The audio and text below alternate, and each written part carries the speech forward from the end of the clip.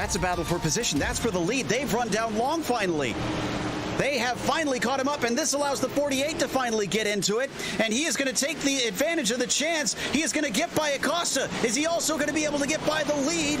It looks like he might be able to get two positions as one. He gets a hello from the 5 behind. No wreck, though. Just a little bit of contact. The bumping and rubbing might actually shove Octavio Rondoletto back to the lead for the first time in some time. And indeed, Octavio to the point. Big wreck, and Marty and more cars. It looks like John Keefe is in there, and Gabbiani is carrying him. Literally carrying him. Car 19's got a new hat. I wouldn't expect to be a Marlboro branded hat, but there you go. Unfortunately, John Keefe having to be a passenger all the way, literally, through that entire incident. That is worthy of a replay right there. He got himself a cowboy hat. Bradley Hawley not defending. He's going to leave the door open. Michael Michaud is going to try and take it. He sends it in deep. Will they make contact, or are they going to keep it clean? They're going to keep just enough space between them. And for the second lap in a row, Hawley is able to hold his nose ahead.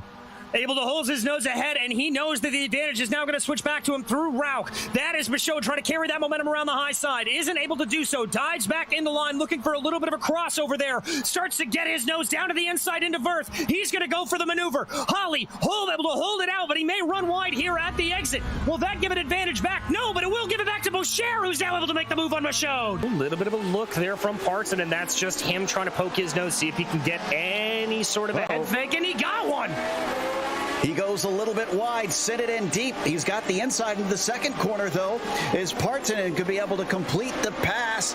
He tries to pinch him down, but gives him a fair bit of space. The battle continues down into turn 3. He's on the inside. They're going to bang wheels. They come together. He knocks him back straight, but Partonen is now your leader.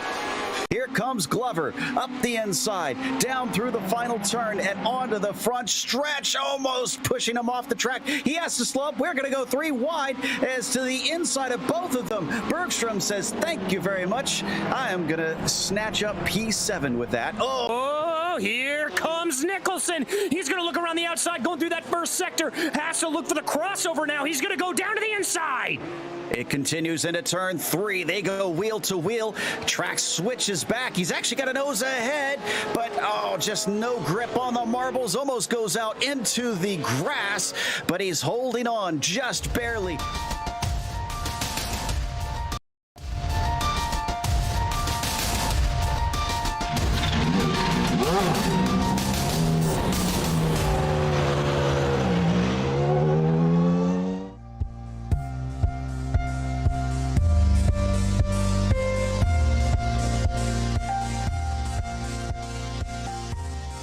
Since 2018, some of the biggest teams and drivers in all of sim racing have all competed here. Over the past year alone, past champions like Brandon Hawken and Racine Fazui have gone on to become some of the bigger names in esports today. This is the type of series that has attracted drivers such as Anthony Burrows and Vicente Salas, both of whom have gone on to compete in the eNASCAR Coca-Cola iRacing series.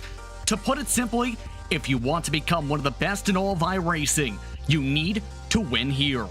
Now, with a new season ready to go, which drivers will stake their claim at a title? We're about to find out. This is the Big C's MX-5 Challenge coming up on GSRC.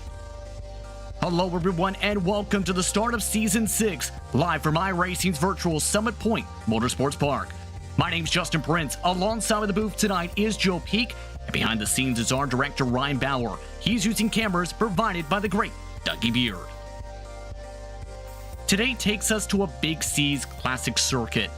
Some of the past series winners here include Grid Life Touring Cup driver DJ Alessandrini, the 2020 Almost Pro 10K iRacing Open winner Racine Fazui, and the defending champion Brandon Hawken.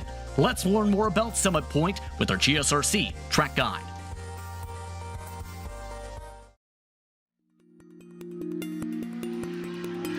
Welcome to Summit Point Raceway.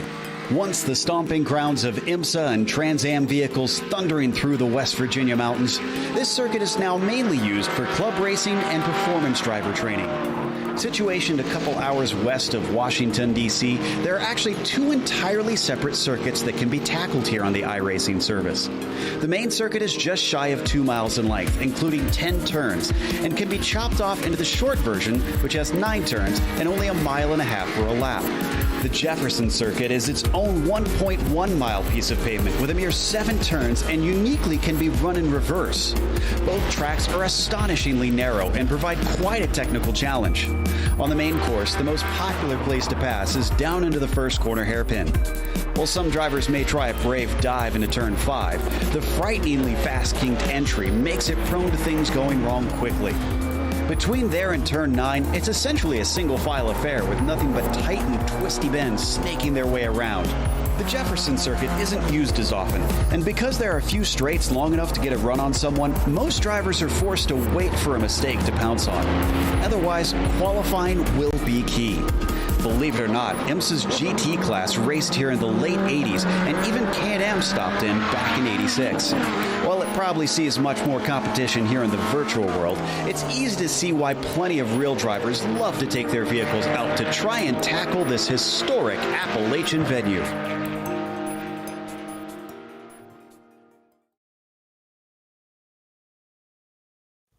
That was a look at your GSRC track guide for Summit Point Motorsports Park.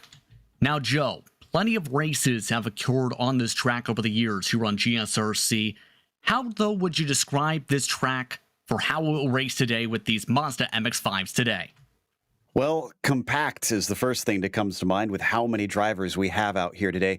But also, it's going to be tricky because there are a lot of places where this car will like to be loose, especially I'm looking at Wagon Bend, the chute down into what we've called yard sale here on the channel, and then pretty much the whole backside down through the carousel and the S's. So it's all going to be about both managing how the car is swinging around through there, and on top of it, the way that you're dealing with the tires in there. You don't want to use them up too much. Overheat the rears, especially in those portions. So a little bit of management that'll have to be going on here today.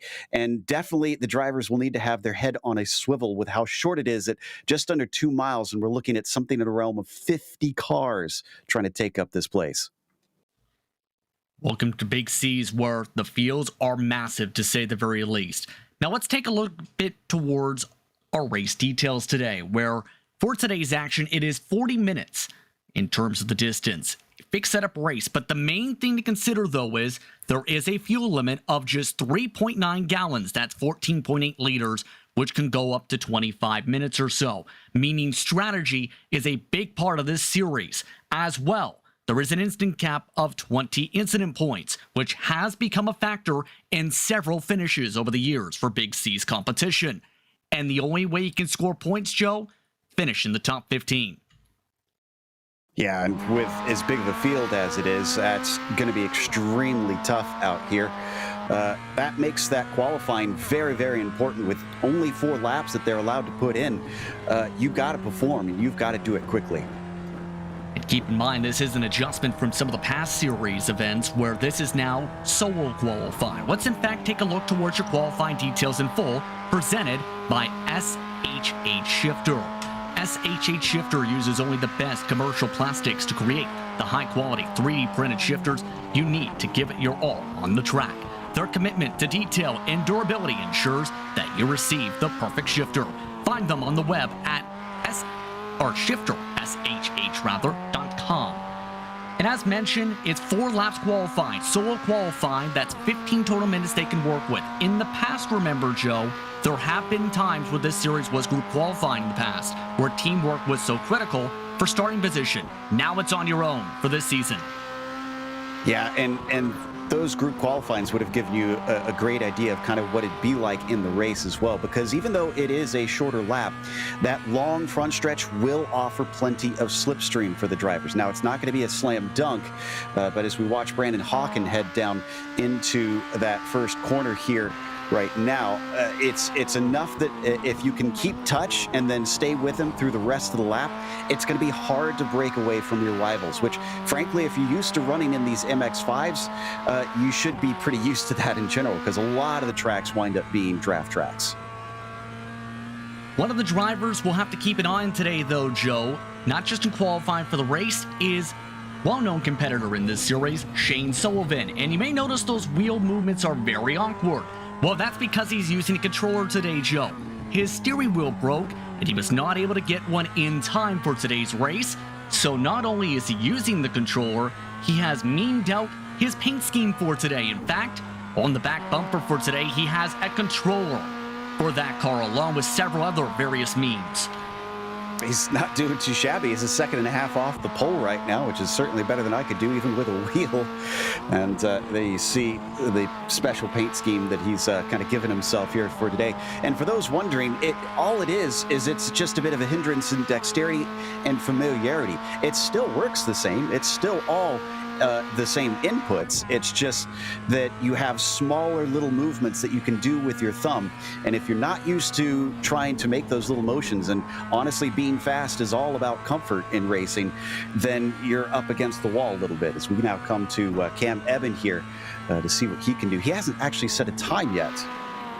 And the interesting thing when it comes to the 55 today from Delta Sport, he was the top driver in a test practice session about an hour before the official practice began. He won the test race, which was a half-distance event, by more than a second, and he was the fastest driver in official practice. Cam Eben is looking quick, to say the very least, for this season. Well, right now he's got to finish his first lap to really show us how quick he can be in this qualifying session.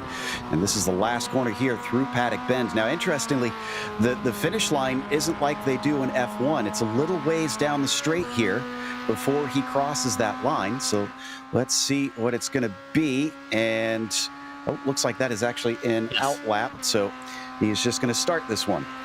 Let's take a look at the track conditions in, as known for Big C's MX-5 Challenge competition. A majority, in fact, all the start times are late evening. Today's weather conditions see the air temp at 78 degrees Fahrenheit, that's 25 degrees Celsius. The track temperature is 81 degrees Fahrenheit, that's 27 Celsius. Not too much wind currently. In fact, that's the default wind to the north at 2 miles per hour, 3 kilometers per hour, and we get 56% with partly cloudy skies. So, in other words, when it comes to the weather, keep in mind it is constant weather, but a dynamic sky for this race tonight, Joe. Keep that in mind for these competitors. Yeah, and it's also late in the day, as you can tell by our beautiful orange light out here. So it's probably going to be a little bit darker. Eben back around. Hopefully I'll be right this time. Pretty sure I will be, that he's actually going to set a lap. Now, he does have to be careful. There's a few places where you can just wind up getting it off track and nullifying that lap and having it deleted. This is one of those through Paddock Bend. You got to be careful not to go too far off into that gravel because you can flirt with it and not lose time. And he was plenty clean there. So here we go. The 55 has a 21 flat. And looks like that's going to be actually put him into 4th place. So top 4 so far for Eben, and that's just on lap 1. Pablo Espes is currently at the top of the board, by the way. Brandon Hawken, the defending champion, in 2nd. Marcelo Hajnon is in 3rd position with a revamped car for this season. Eben and Daniel Williams rounds out the top 5. Keep an eye as well at the 46 car in 6th on the board, and Bristow, who has won a couple times in official championship competition. Howell Samanik rounding out the current top 7. But one of the big surprises on that board, keep in mind, as we follow along with Thomas Geisler, I should say, here is Robert Hartley's in 13th, Joe. Yeah, and Robert Hartley has long been one of the fastest guys I've ever seen race in this MX-5. So for him to be in 13th, to me, says that the competition has long since stepped up since we last covered this series. And if you want to be up at the front, you really have to be a heavy hitter. Geisler puts down a 22 flat, and that's actually only going to get him into 41st. And that's one of the main things when it comes to the series too, Joe, is with how big the field size is, you'll have several drivers who, if they stay out of trouble, can gain 20, 30, sometimes even nearly 40 positions in a couple cases. But that's a tough hill to climb to get up to the top 15 to be able to score points. Well, and not only that, if you look at the times that we have right now, it is 1 second down to 42nd place. That's how tight this is. Now, it's still a short enough track that they're going to have a whole lot of traffic to deal with, and that'll be a talking point I'm sure we'll have to discuss plenty. But it's narrow margins, just the blink of an eye of a correction out there on track, and it might send you down 3, 4, 5 places. And keep this in mind too. There has been plenty of changes to this car since the last season of the Big C's MX-5 Challenge as well. In Season 3's build alone on iRacing, a sequential shifter, for example, was added to the MX-5, which includes the digital display to better match the rear-wheel car, including a pit speed limiter. As well, the downshift blips were adjusted, as well as how the gears would play out with the limiter. That also does include the fact that damage model adjustments have been made to this car as well. Yeah, now that it has that new damage model, it certainly is a little bit interesting out there. And what little we've covered with this car since then, we've seen a lot of dangling side mirrors as drivers get very close to the wall sometimes. With this place, though, not a whole lot of walls or tire barriers that are that close to the track. In fact, one of the things that you do have to watch out for is if you go flying off the course, there's a few places where there's no wall and you basically, well, hit the edge of the virtual world and you'll get sent automatically to the pit. So a few spots where you kind of don't want to go off, not because of damage, but simply because you're going to find yourself kind of into no man's land. By the way, following along with Clifford Evan in his machine still, Cam Evan in particular in the 55 is up to second in total. In fact, he's starting to back it on down as the qualifying session approaching its final few minutes or so. A few of our cars are trying to set some times. Rafael Franco amongst them. James Gunn also has just completed some of his runs. Here's Ethan Lamp, who's also looking to complete some of his laps around the circuit. He's 21st currently in qualifying for this season opener today in the Radicals on Lineback machine. 121.365 that time, a 10th off his position, Lampy in particular. So right now, who are you keeping your eye on the most for today? Because essentially when it comes to some of the defending winners, Hawkins back, Fernandez is back, who won the Daytona Road Course, and we're expecting many more to pop up throughout the season. Your thoughts on who to keep an eye on for today, Joe? Eben's going to be a real big one, frankly. Pagnon, I've always known him to be a very fierce fighter in this car, so he's one I'm kind of keeping half an eyeball on. And then I'd also say that that Hawken could be a little bit of a dark horse. Now, he's qualified extremely well, but I think because of his very solid performances, he's going to be hard to shake, and it's going to be hard to find mistakes out of that 99. Yes, indeed. Final few moments here in qualifying. Again, in total, 51 drivers have brought their machines to today's race here at Summit Point. The question is, how will they fare out to begin the season? And as they wrap up qualifying, let's get ready to take a look towards our Butt Kicker starting grid. Butt Kicker products are silent subwoofers that deliver powerful bass through your couch or chair so that you can feel the crashes, racing engines, and special effects in your movies and games. Butt Kicker transducers are virtually indestructible and maintenance-free, with thousands of units currently in service. Check them out at thebuttkicker.com.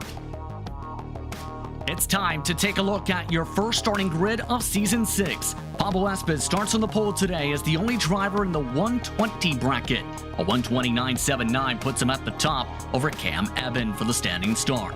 Brandon Hawkins starts in row 2 today alongside Marcel Pagnon, with Daniel Williams, with his fellow Daniel, and Bristow in 6th. Semantic starts in 7th today. Keep an eye as well at the 34 machine, second in the practice race. That is Perslav Partenya in that spot. Kenny Brady, one of the Charge Racing machines, starts in 9th, and J.M. Fernandez, who won at the Daytona Road Course, starts in 10th. Hides will be P11 with Munoz next to him. Then you've got Robert Hartley all the way down in 13th, Chapman P14, and Schmid in the 15th position, and Itani in a P16, followed by Preto on the next row, Busk and Arvalomi, and top 20 rounded out by Erpelding. Then you have Lampy in 21st position, a 121.286. Stephen Van Opstal in 22nd. Ray Colombois is in 23rd with the Nada Team machines back. Then you have Kadziza in the Nook 2 machine. Then it's Quito along with Sen in 25th and 26th. Max Tad starts 27th. George Fike in 28th. Dominic Onya in 29th. Rafael Franco rounds out the top 30. The rest of your drivers starting will roll through your screen. A couple drivers to keep an eye on. Artie Harlow, who was a contender for several races last season, 31st. Gary, 32nd. Also, Shane Sullivan in with his controller is 45th. Right a few positions behind Brian Sabelski. And also keep an eye on some of the newcomers like Michael Bumgarner and Ryan Pendicio in the Summit Racing machine. With that, all the drivers have made their way to the starting grid. Season 6 of the Big C's MX-5 Challenge is underway from Summit Point. Looks like a pretty decent start for the front of the pack. I'm curious to see how it's going to be coming down into this first corner. And just look at the sea of cars. The last thing they want are problems at the front of the field here. So it looks like most are going to tiptoe their way in. No major incidents quite yet amongst the top 20. In fact, just about the top 30. In fact, just about the entire field. In fact, the whole field does indeed make it through the loop clean for the first time. They go through turn 3 for the first time off to the chute. Now this is where it starts to get tricky. The chute down into yard sale often sees a lot of drivers lose control when they're pushing it to the limit here. And I see a little bit of a move from Williams in the top 10. But otherwise, we got one spinner in the mid-pack, and some of them are being sent off into the infield. First major crash of the day sees several drivers off in the middle of the infield around the carousel. 3 cars, in fact. Amongst those cars, Fernandez is amongst those slowed down. 017 had to tow as a result of that situation. But the rest of the lead pack has gotten through cleanly. Pablo Espez holds on to the lead for now, but Cam Evan falls right on behind, coming up to the start and finish line for the first time today. The first led lap of the season goes to Pablo Espez of Obsidian Racing. And this is telling what we're seeing with Cam Evan. No attempts to try and pass. He's just giving a little bit of a bump. Doesn't shock me too much. These drivers know how these races go, as there's a late dive to the inside by a few in there. Looks like Martina and I think Brady. Kenny Brady amongst those indeed, trying to take a little bit of a peek. Here's the look from Bristow now from 6th position, who also took a peek down that straightaway. He's driving the USL Motorsports machine currently as these drivers make their way through Wagon Bend. Keep this in mind, especially with the strategy importance, though, Joe, that you have to be able to properly plan out when you make a lot of these moves. Part of a lot of the work that came in from last seasons and past seasons was the teamwork on strategy. Now, a lot of these teammates are broken up from the get-go. Yeah, you really can't count on much in this style of racing on using your teammates unless you've got a lot of them out there, as we saw the battle there between Brady and Martina for the 7th position. Mostly what you got to do is play with what's around you, and that's what Evan was doing. I was talking about that earlier, just a lift and a bump draft down the front stretch. He knows he can save fuel. He knows he can save tires if he just works together a little bit with his rival and doesn't try and cause too many issues here at the start. Speaking of issues, Robert Hartley has just had an issue from 17th position.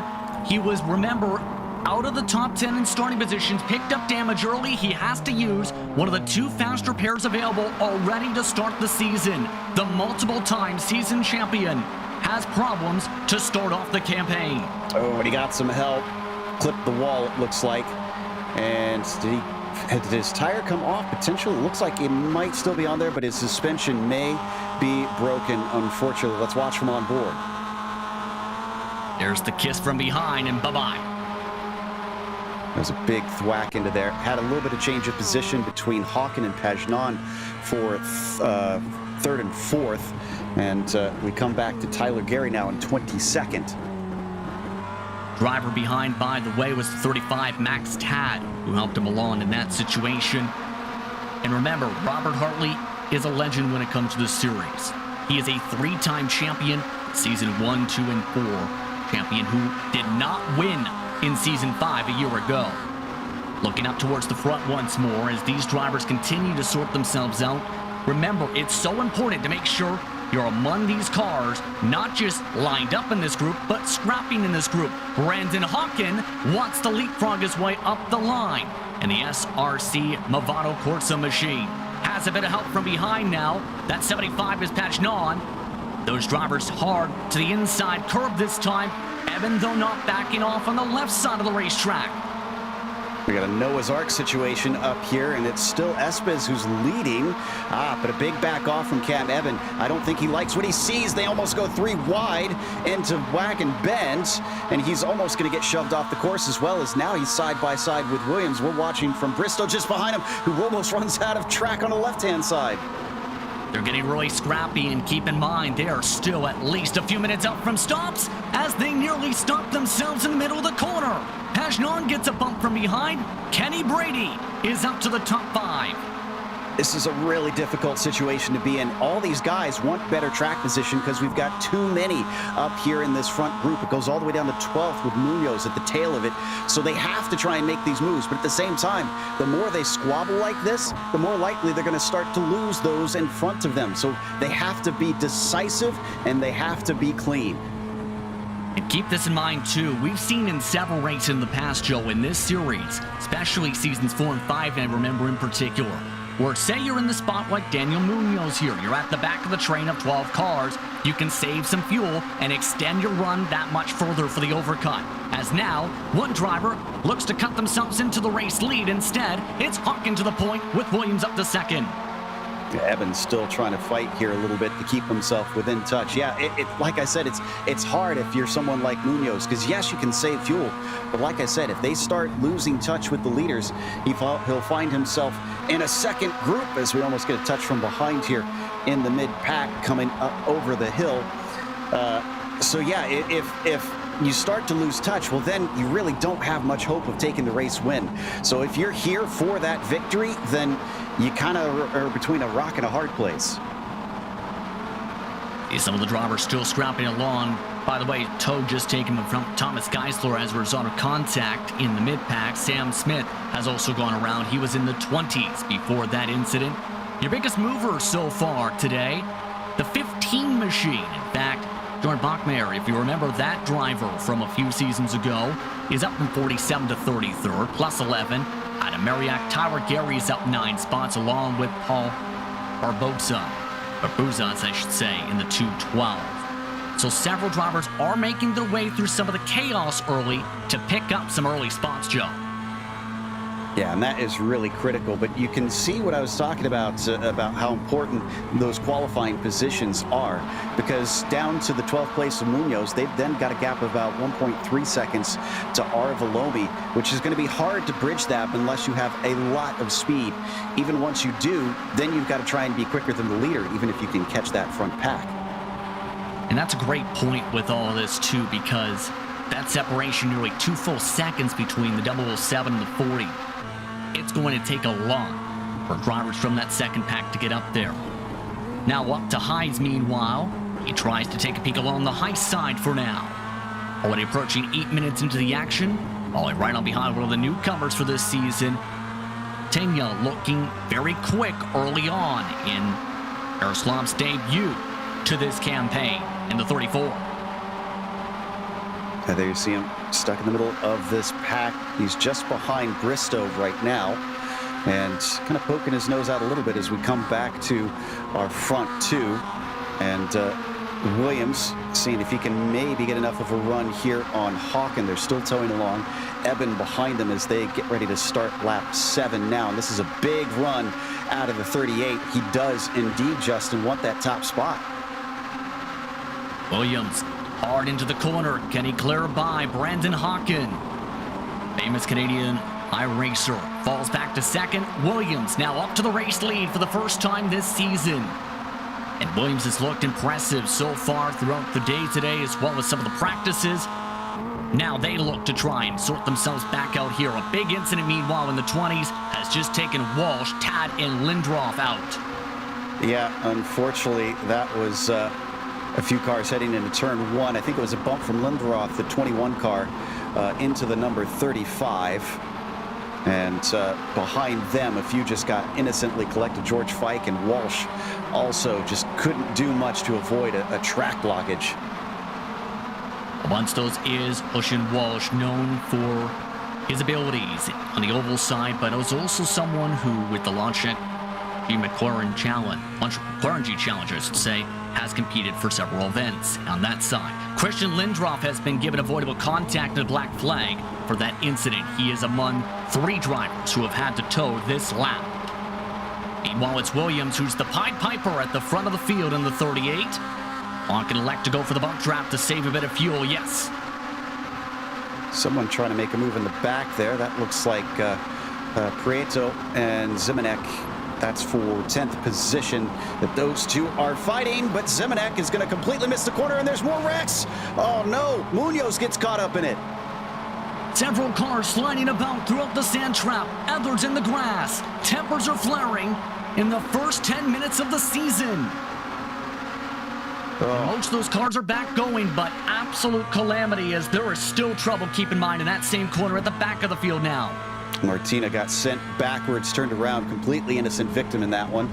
Turned down to the apex. Suddenly somebody's plowing into his rear, and there you see it right in front of our camera car. Woo, great avoidance, though. Who was that? Well, sort of great avoidance. He had a little bit of an off in the track. This is Munoz. Munoz is now back in the second pack as a result of that.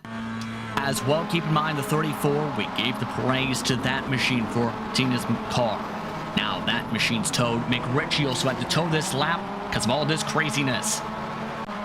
Yeah, down to 7 in the front pack. It's kind of akin to super speedway racing, this style of racing with the MX-5s. That's why I said you really want to be up with that front group, as we're going to get another little push here from, looks like Hawken on Williams. But yeah, and much like super speedway racing, the big one is always a looming threat. You can get caught up in other people's problems so easily. It's better to have the clear track.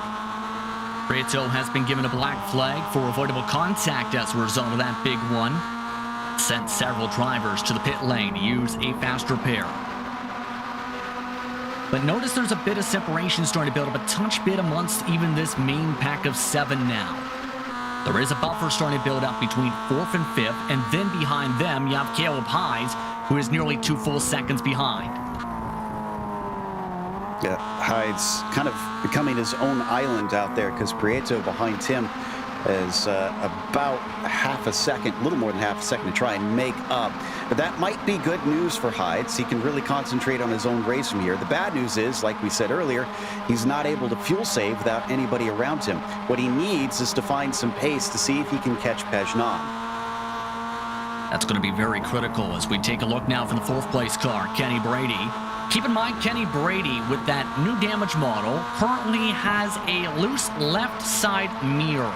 And he also just asked what the pit speed limit is. That's how new he is to this, by the way, on the roadside.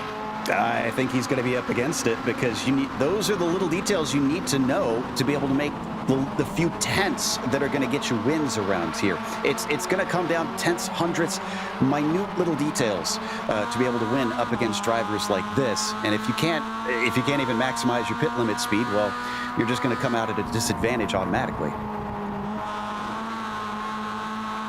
I know this for a fact, too. He's having a lot of fun and having a blast behind that machine, by the way. Yeah, I can hear joking around on the radio right now for sure. And look at how much the sun is going down. So we're starting to see a few headlights coming on here in just a moment. Speed limit, by the way, for the pit lane, 45 miles per hour today.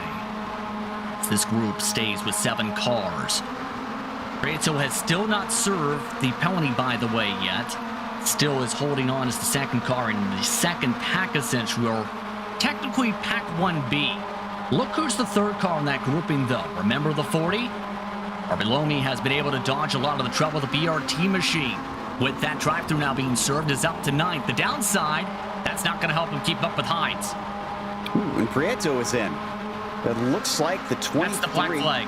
Oh, okay. Oh, but he's going to his pit stall. Is this a stop and go? It's a black flag in general here.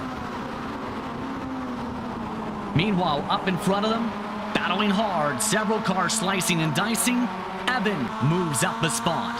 Kenny Brady looks to jump up a spot as well with Brendan Hawken to the left side. Heading off towards Wagon Bend. Hawken with the smart move backs off.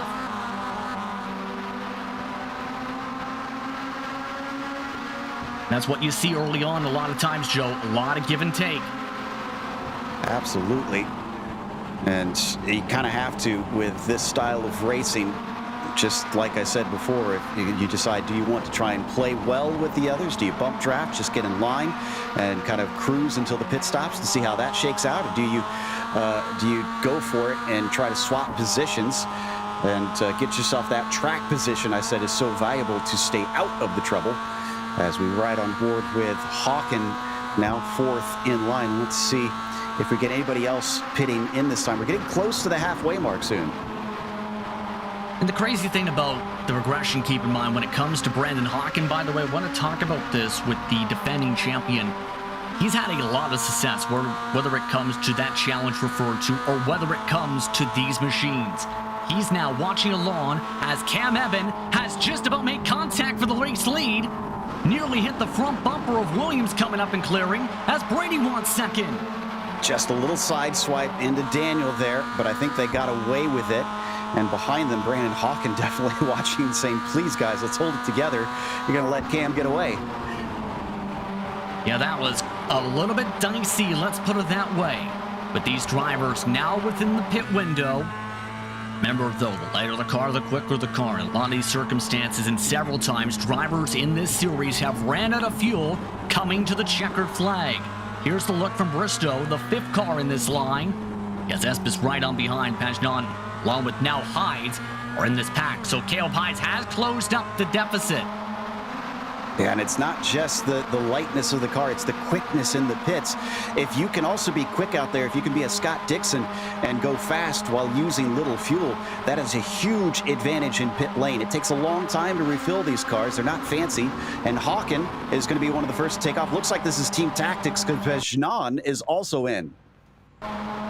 Remember, those are teammates indeed here. So those were basically the only teammates in the entire front group. Everyone else is a part of a different group or association here on iRacing.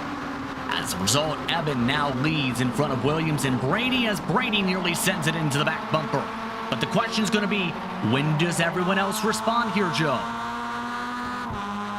And I think if I'm up at the front, I don't respond yet.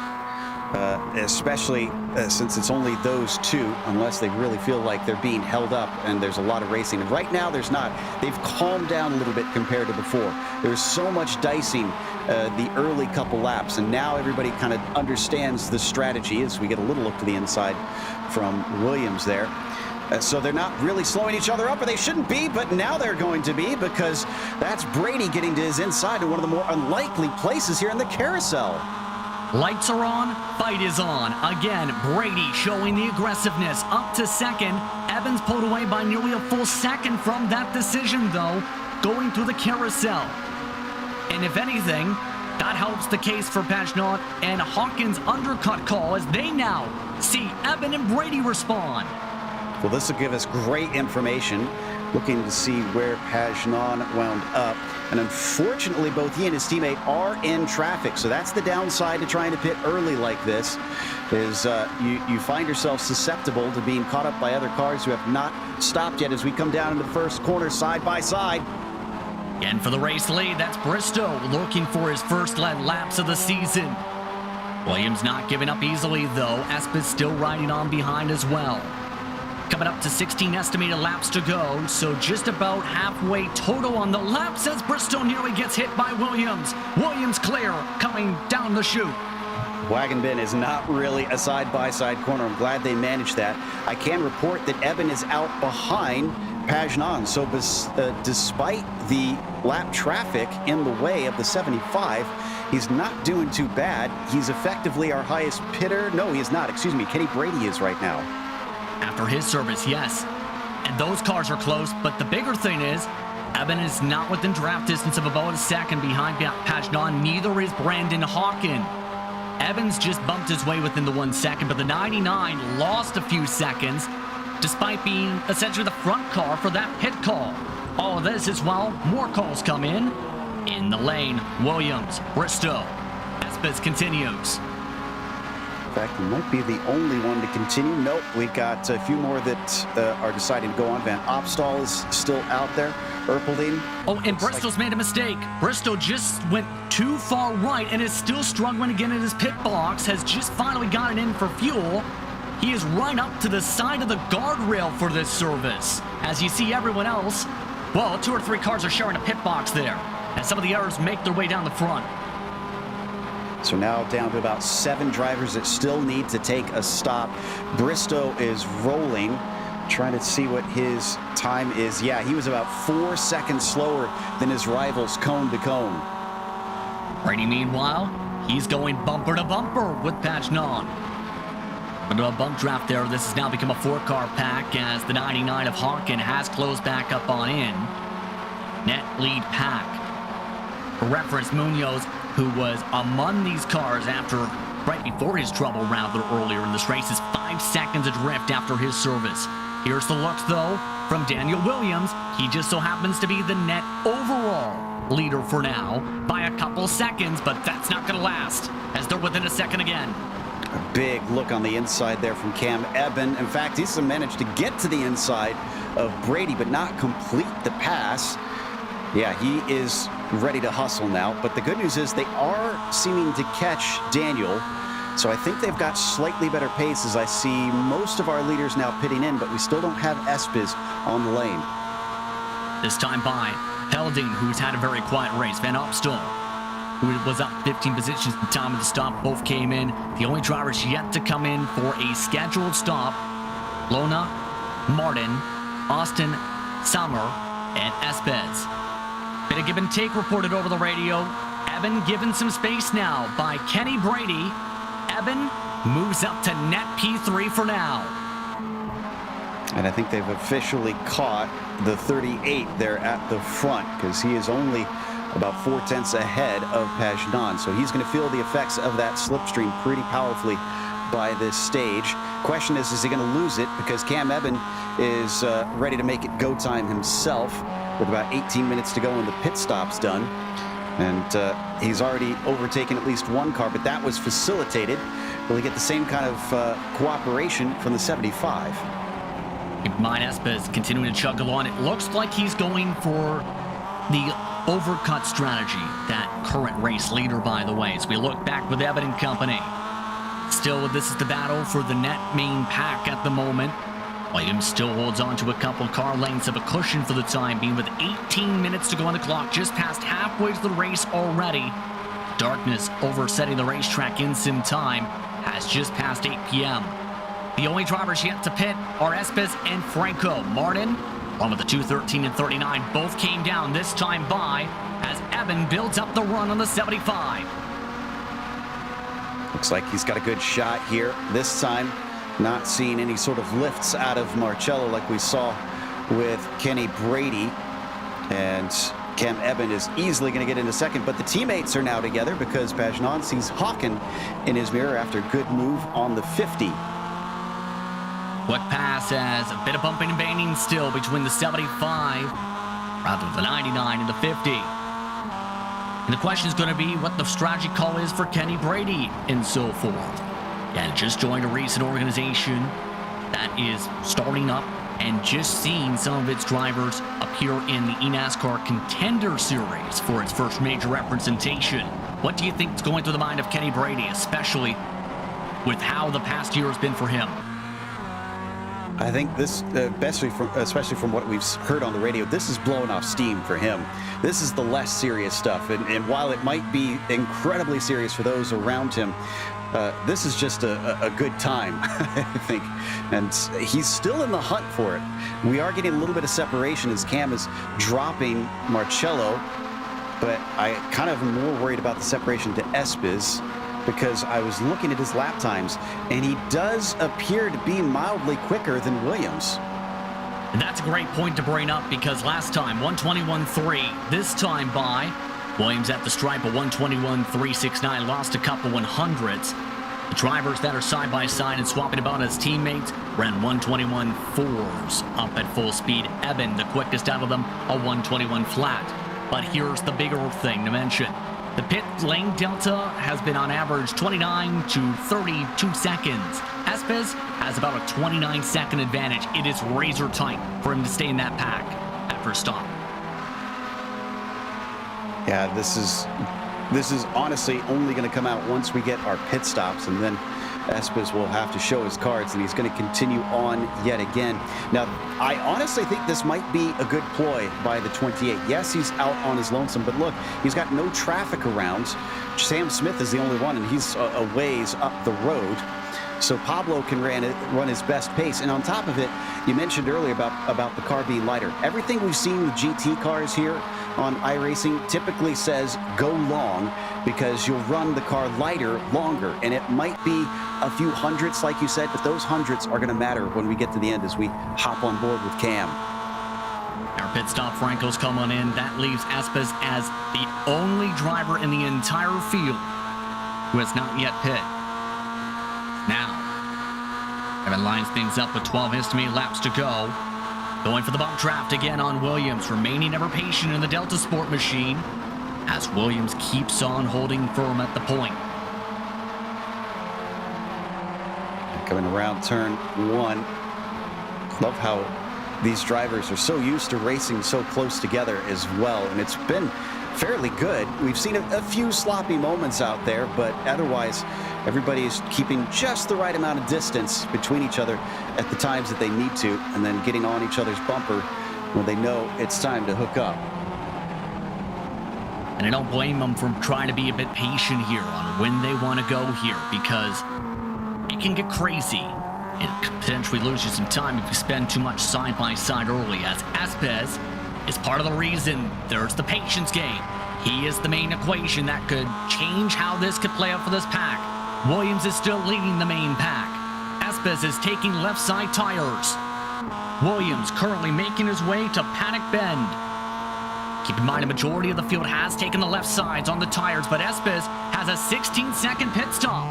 Espes is off and away. Espes, at the very least, will be in this pack. It's going to be close on where he comes out for the corner entry here, through the loop. Williams up top.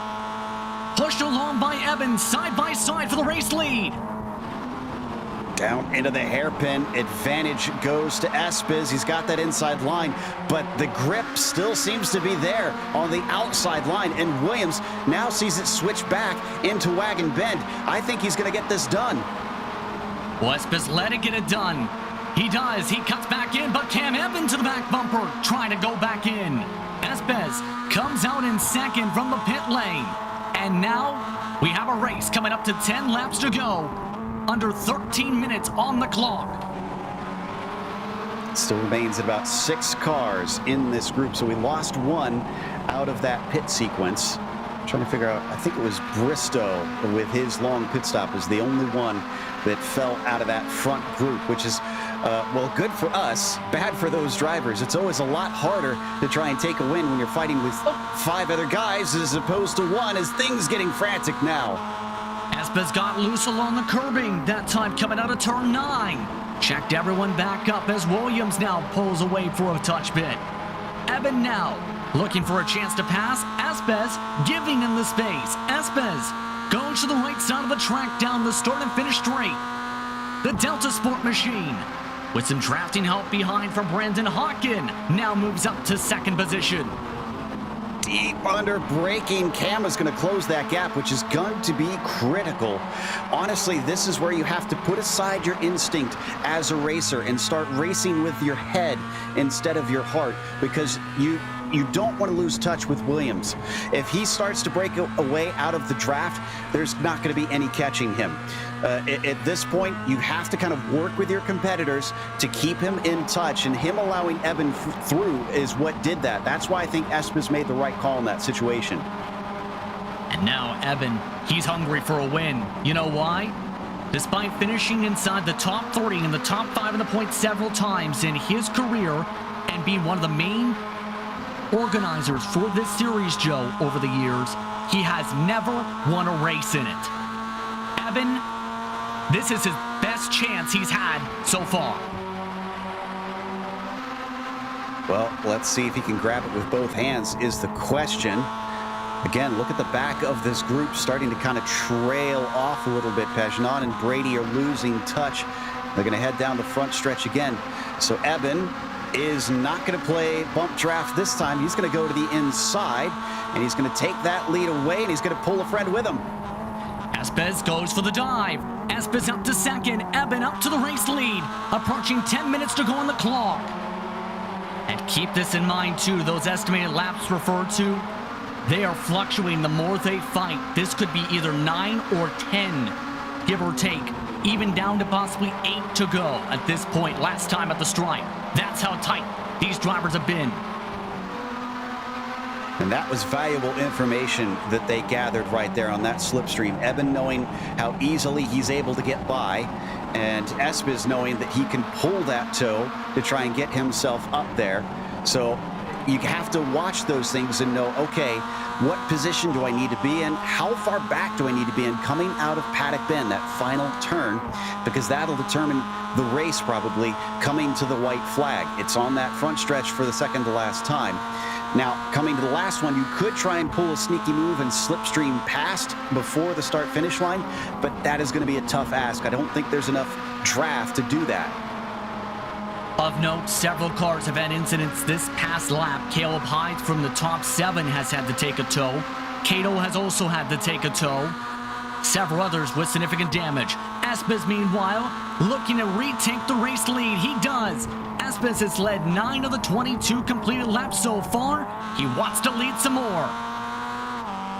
And it looks like Brandon Hawkins going to be able to overtake Williams. So just like that, he goes from the lead of this race down to 4th in just a couple laps time. But this might be what he wants. Maybe he is either having to save fuel a little bit, or like I said, he could be trying to position his car so that he gets the right slipstream at the right time.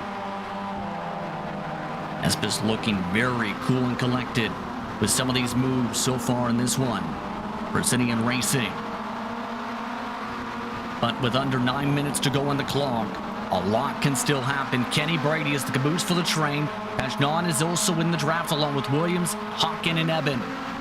Bristow is now on his own after some of the scrapping in the second pack for 7th. Schmidt, Munoz, and Busk are rounding up the top 10 currently. Of note, keep an eye on the pylon for about the final points-paying positions. Several drivers who have been championship contenders in the past have had incidents the past few laps that has seen Fernandez move into 15th. And he is also having some friends behind him like Tyler Gary, who started in the 30s looking to charge ahead. And to top it all off, our leaders are approaching traffic right now.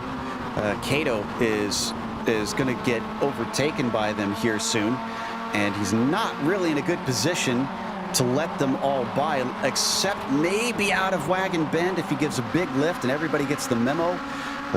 We got to keep watching this because this could affect this race for the lead. Have to see with Espes now approaching Cato. That is one of the drivers who was just in the major incident moments ago. And Cato, my goodness, a dangerous spot to lift off there. Let's buy everyone go, but my goodness. Yeah, that was really risky. Again, it would have been so much better on the straightaway. Whenever you do it in the corner, you always put yourself at risk of someone sliding into you or potentially coming out the other side and the field not being through yet. Like we saw there, Brady and Pagnon really had to compromise their exits. See, he should have been lifting right here off the racing line. Let them all go. He's not racing anybody right now. He just came out of the pits after taking a spare car. And as far off as he put himself, he still was not able to completely be free of hindering those in the lead. Approaching 5 estimated laps on the board, under 7 minutes on the clock. Munoz has just been given a black flag as well. He has had contact with Thomas Schmidt. So Munoz is now out of contention for a top 10 finish and a points-paying finish as a result of contact that had broken up the second pack. Meanwhile, the first pack, trying to regather themselves up to close up to Espes as Williams is starting to lose ground here. Yeah, Munoz is all the way down in 22nd now. So we see our leaders. I think Espes has looked pretty strong. He's got himself back up to the point, and though it seems like Eben has been reeling him in under the slipstream, it's not been enough that he's been able to attack, and that's the big important part. He can have the slipstream all he wants, but he has to have enough of it that he can actually get side by side. Of note, you may have noticed some of the positions change around 15th. That's because they just had a traffic jam with someone getting turned through the loop.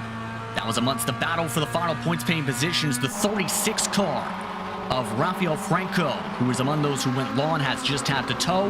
That has now shuffled those respective points for the end of the top 15 currently. But the race leaders are starting to go for the snake, approaching 5 minutes to go to start off the season from Summit Point. Yeah, this is where the drivers start to play a little bit of games now, and you have to use everything you can, and look at how close that Eben is getting.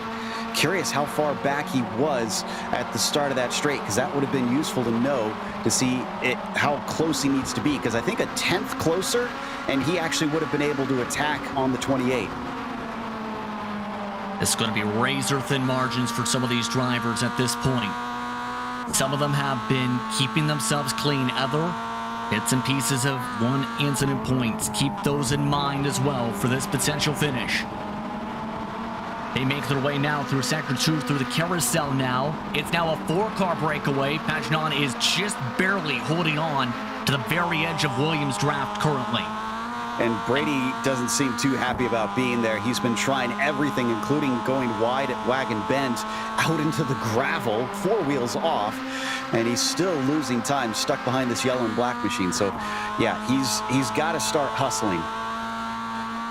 Communication over the radio, they may change things up here, hearing. Keep an eye on this down the straightaway possibly, as Brady actually lost time on that entry, backing up the corner though. Under 4 minutes to go now, coming up this lap. Espes still holding on. Eben getting a good run, backs it up, and Eben's being patient here. At that time, he definitely was close enough, so he is setting himself up to be in the spot that he wants to be in. Watch when we come to the white flag. He's going to go for the run, and I'm predicting we'll see a pass down into the hairpin. Will he be able to get that prediction to go true? Heading through towards the chute now. Coming up to a couple estimated laps to go. It's going to be tight, though, on how many total they'll get here. Eben has to try and break a little early as Espes went right to the middle of the racetrack to defend the possible move, Joe. That's just perfectly placing his car. You got to try and cover off any sneak attacks in case the car behind isn't doing what you think. Sometimes they'll try and catch a napping just to see if they can get that track position, but it doesn't look like Eben really wants it yet. He only wants to be ahead of him when he knows he can't be overtaken back as easily.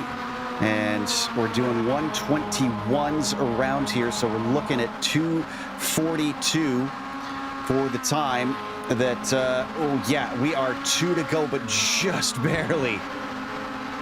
It's going to be within a second, Joe. It's looking like. On how many laps we get here. Eben sees that situation, tries the outside. Espes hugs the inside. Switches back for the preferred line towards Eben's direction. Side by side for second with Hawken. Espes locks Eben's car. They go through Wagon Bend.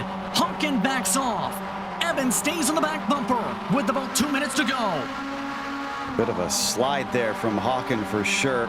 And another run wide by Kenny Brady. I get the sense that he's using up his incident points here, because they do have a limit of 20 before they are disqualified. So with only a couple laps left, he's just basically abusing the limits a little bit in hopes of getting himself some speed to try and get by Pagenaud, who is still plugged up behind.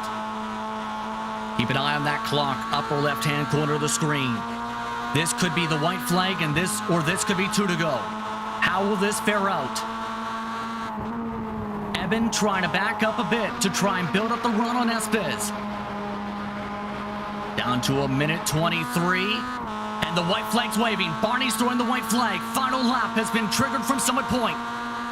This is where he's going to make the move. He's got to make the move here, but Hawken is unfortunately a fly in the ointment for him, but he doesn't take it 3 wide. Forced to go the long way around. We have seen this work, but he gets shoved aside. Contact door-to-door shoves Eben up the track. Hawken moves up to second. Eben forced back to third position. Hawken now thinking about a peak. He sends it a bit deeper on the brakes through Wagon Bend. A couple more chances to go as Eben now over the back bumper of the 99. Hawken has a good shot here in a yard sale, but he's going to have to be very aggressive, and he's covered off. Look at them all going down to the inside. I think Espes knew that was coming. Espes does not want to give this up. One potential chance left for all these drivers. Down to the final 20 seconds, coming to the checkered flag for the first race of the season. Espes trying to break up the draft. Hawken trying to build it up. Everyone to the right side of the racetrack towards Paddock Bend. Hawken gets close. Off towards the sand. One last run. Espes blocks. Hawken takes a peek. Checker flag waves. Pablo Espes starts off the season with a checker flag at Summit Point. Nicely done. Pablo knows how this works clearly, and he is going to be a force to be reckoned with. Oh, Arvelomi, I think, is out of fuel. Nico in the 40 is suddenly going slow across the line. He will be able to finish 10th, but he cut that one maybe a little too close. And remember what I mentioned, Joe, about the potential of an extra lap? That all factors into the strategy, too. The rest of the drivers coming across. Dave Chapman, 13th, and Upstall. No, just having some problems. He's out of fuel, too. And he finishes 16th. He's one position out of the points because of that fuel strategy error. Several mistakes coming in towards the final laps, but in the end, it's Pablo Espes with the major strategy to take the checker flag. Post-race coverage coming up in just a few moments. You're watching GSRC live from Summit Point.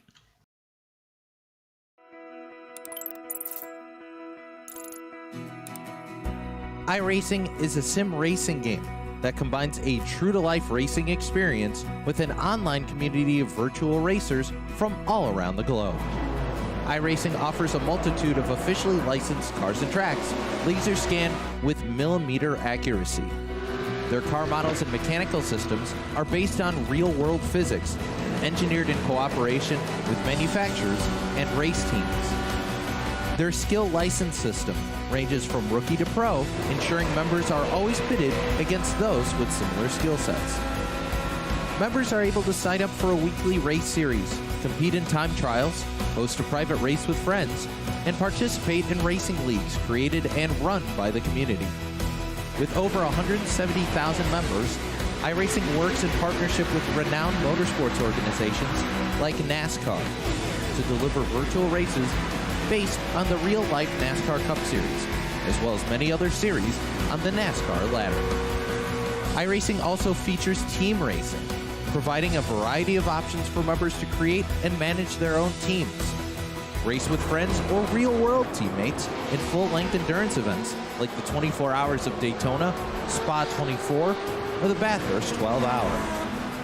Additional partners include IMSA, World of Outlaws, Supercars, and IndyCar, allowing members to race in their very own Indianapolis 500, Bathurst 1000, Chili Bowl, and many more iconic events. This is iRacing, delivering the most authentic racing experience short of getting into a real race car. Sign up today at iRacing.com.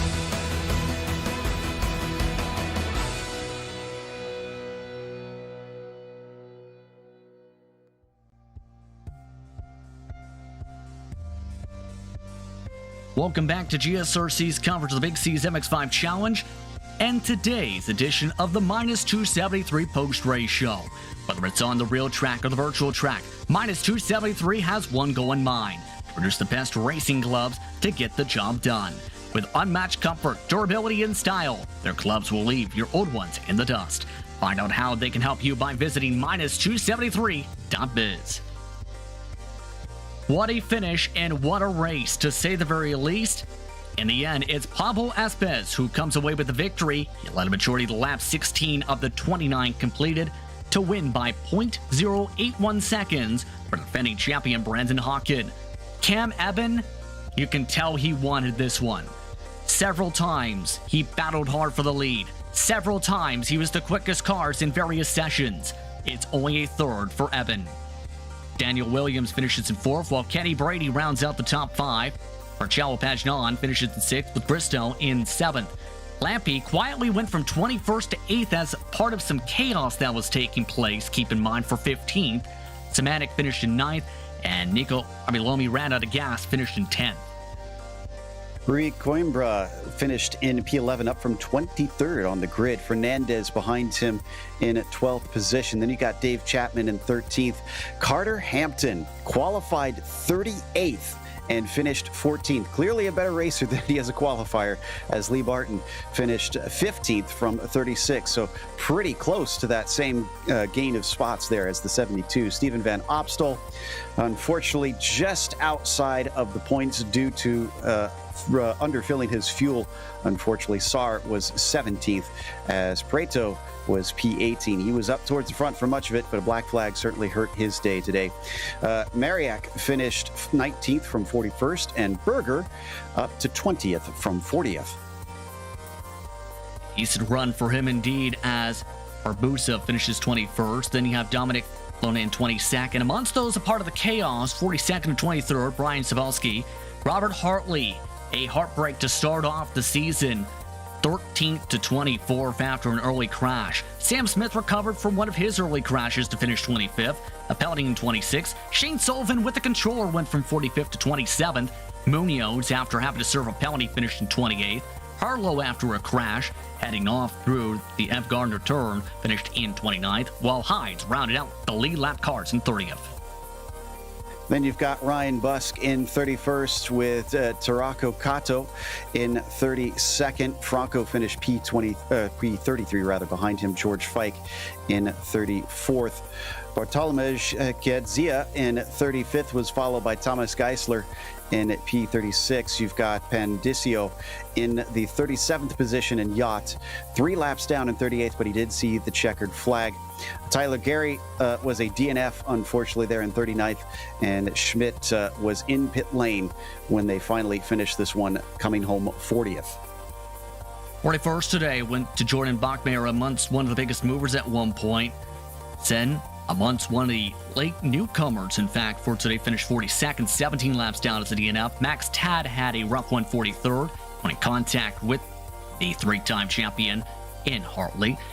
Martinia finished in 44th, Mick Ritchie 45th, Lindroth 46th, Walsh and Atani rounded out the drivers who took the start. Christopher Henn, amongst those on the DNSs, had a technical issue before the start. Olek and Bumgarner did not take the green either. Let's look top to bottom at your running order for today's action. In the end, though, finishing second was Brandon Hawken, the defending series champion. The Canadian's done a lot, to say the very least, over the past year, and he starts off with Big C's MX-5 Challenge competition with a P2 run. Brandon, welcome back for the brand new season. How are you feeling about how that race finished out? Well, thank you. Yeah, it's great to be back. It was a long off season for Big C's. I'm glad it's back. And yeah, what a way to start it off, man, with a really clean battle there for the win. And yeah, I'm totally content with that. That was such a good race from everybody. And yeah, just great stuff all the way around. Of course, yeah, bringing back the strategy and you know, tight bracing that the MX-5 produces. It's just a ton of fun. So yeah, just a really good time today. Talk us through those final few laps as things got really dicey, whether it was with Espes trying to defend or Evan trying to find a way around. Talk about your approach for those final laps in the 99. Yeah, so I was trying there for a few laps towards the end, trying to get close enough to Cam, and but yeah, I just couldn't quite get the run off of, I'm not sure what corner it is. It's towards the end of the track in the slow section. I just couldn't quite get the run off. So it was really tough trying to get up to Cam. And then once we finally got together again there in the last couple laps, I tried making a few moves there.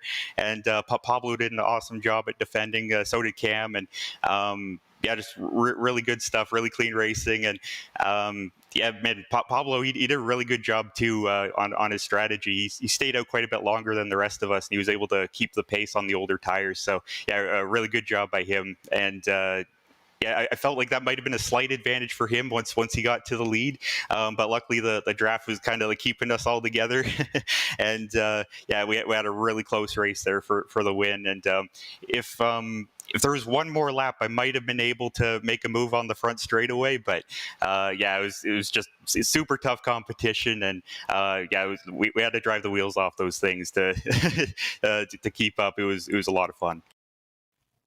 Now, the interesting thing about this season, keep in mind, are some of the tracks. One of the tracks, the early going, is going to be one of the more wild ones of the season. Mount Panorama Circuit. Yes, we're going to Bathurst next. Your thoughts on going up the mountain in the second race of the season?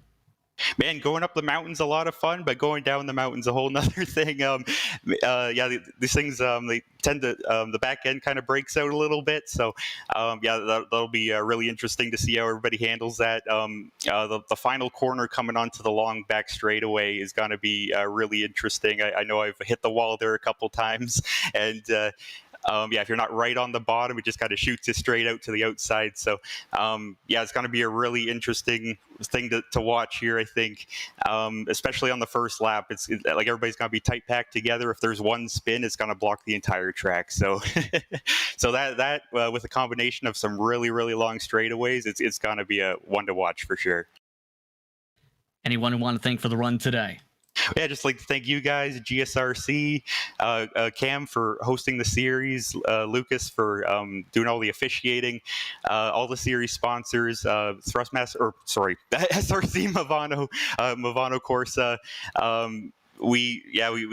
We're looking forward to this series. It's been a long time coming since last year, so yeah, looking to have a lot of fun. And yeah, just like to thank everybody watching, everybody who raced with us today. That was some really good stuff. So yeah, I can't wait for next week.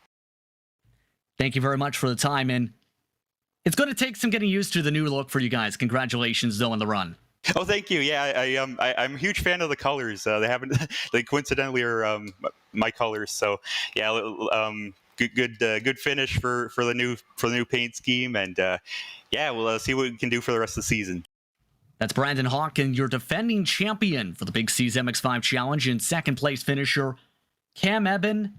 This is going to be an emotional one, I think. Third place today after being the quickest driver in the test practice, the test race, and the overall final practice, and second in qualifying. He's with Joe Peak. Cam, it's still unfortunately without a win in this series, but it's another podium. And considering how much the level of competition has upped itself here, especially in this season, does this make you feel at least a little encouraged that maybe you have a shot at it? Yeah, I definitely think I have a shot. There was a couple chances where I had to pass him, and I decided to wait. So towards the end, it made my options a little bit more limited, and I tried to go around the outside. We just made some contact, and it washed me out there, slotted me back, and not much I could do about it after that. Him and Brandon just duked it out, and I was just a passenger there, but I'll take a podium for sure.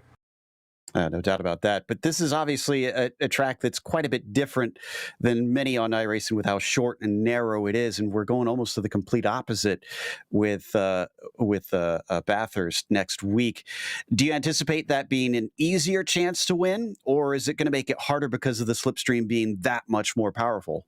I think that's a good question. It's definitely going to be a mix because there's a lot of draft compared to here. I mean, there's some draft at this track also, but it's a lot more amplified at Bathurst. So what's going to happen is we're going to have some bigger packs, and it's going to be a little bit harder to get away because we had about a 5-car breakaway there this race, which made it a little bit easier when we were getting down to it. But yeah, I don't know. If you can time the draft right, it could be a little bit easier to make some passes versus at this track, which is more harder braking zones and side-by-side fights. So we'll see. Well, based on some of the new faces that you're seeing around here, are there anybody that has taken to this quicker than you anticipated that you're kind of earmarking to watch out for come the rest of the season? Daniel Williams for sure. He's ran maybe 1 or 2 races before and didn't get really a chance to prove himself. Pablo Espez has had some bad luck in the past as well, but they've definitely upped it, and a lot of new faces, like you said, that are bringing their game. So I'm excited to have the series back and have good races like this. Well, on top of that, we talked on the broadcast about how there were a lot of changes to the car as well since this series last ran. How do you feel that changed some of the racing today, but with the transmission and the damage model being new? Well, I think especially the sequential transmission has brought the field closer together, because when you get rid of H pattern, you don't really have misshifts or anything like that. You could see that in qualifying. The times were a lot closer just between that top 20. So I think it brings the field closer together and allows for a bit more freedom on the shifts.